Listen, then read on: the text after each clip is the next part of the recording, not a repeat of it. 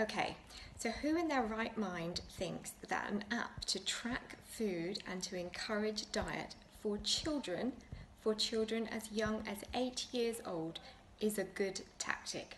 How is this not going to create more of a problem around disordered eating and associating food with good and bad? So I'm really quite concerned today to hear that Weight Watchers has pushed to market its child-focused diet app, which is to track foods, to honour them as either good or bad choices of food. As I say, targeted for children as young as 8 years old. The app is called Kurbo.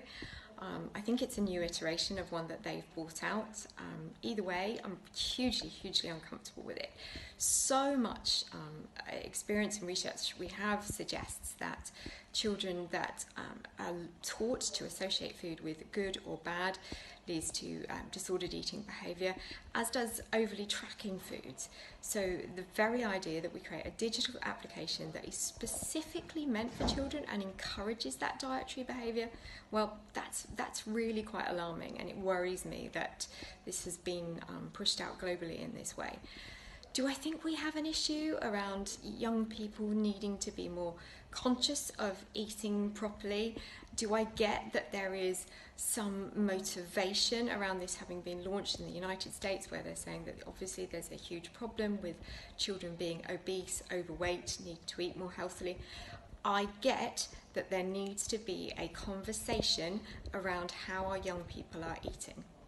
But do I believe that a digital application that focuses on a child being in charge of their own measure of food intake and encourages them to label items as good or bad, do I believe this is a good pathway to have them form a better relationship about food? Do I ultimately think it will make them have a more balanced relationship with, their weight and their day-to-day eating behavior? No, absolutely not. I'm really going to be interested to see what other reaction globally Kurbo gets, and indeed whether it stays on the market for long.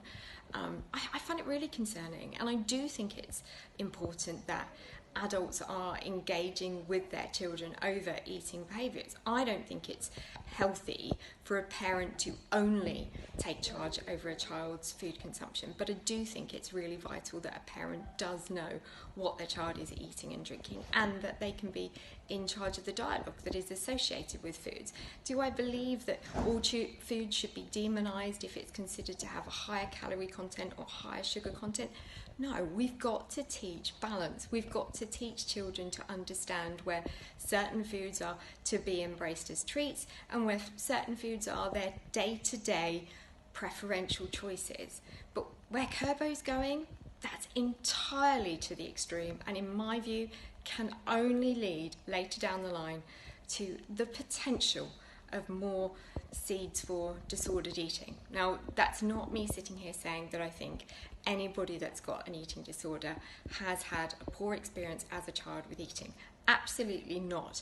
Hand on heart, I ate as a child really well, did not grow up in a household which talked about good and bad food.